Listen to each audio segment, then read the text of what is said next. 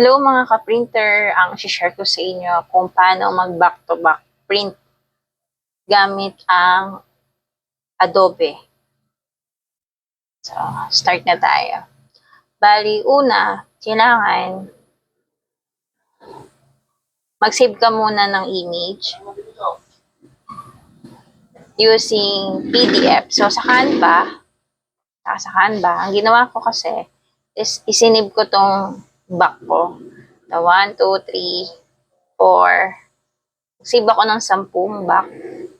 Separate yan Click mo lang yung share, download, and then PDF standard. And then i-click mo lang kung ano yung kailangan mong image. So, 10 back-to-back ang ginawa ko.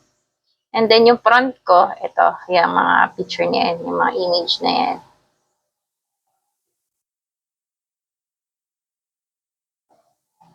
Yan yung mga pinagsisave ko. Ba't nawala?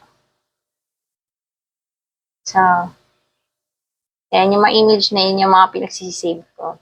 10 din yan. Then, punta ka dito sa Acrobat mo, Adobe Acrobat. Dito pag-save niyan. Open file ka. Sobrang dali lang guys. Ito yung back ko. So, ayan. 10 yan. 10 piraso yan. Ayan. Then, ganito lang kasimple yan. Punta ka sa print. Ayan. So, nakalayout na siya. Ang gagawin mo, ipiprint all.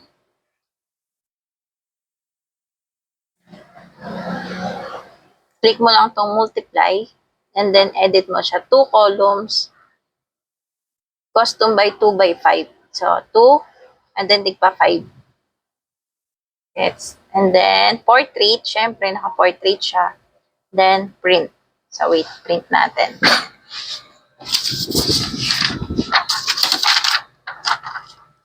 Ang printer pala na gamit ko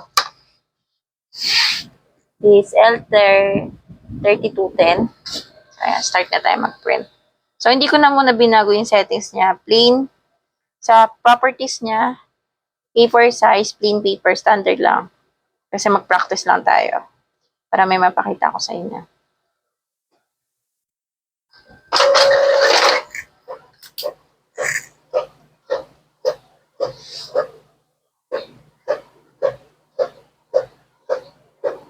No cut to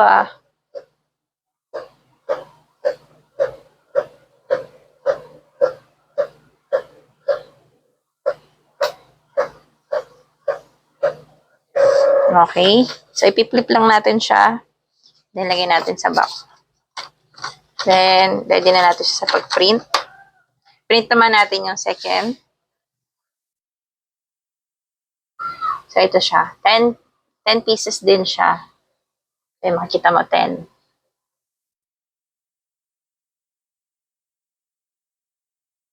Then, same procedure. Print. I-multiply mo din siya. 2 by 5. Properties niya, same din. Practice lang naman. A4 size, plain paper, and then okay. Ayan. Then print.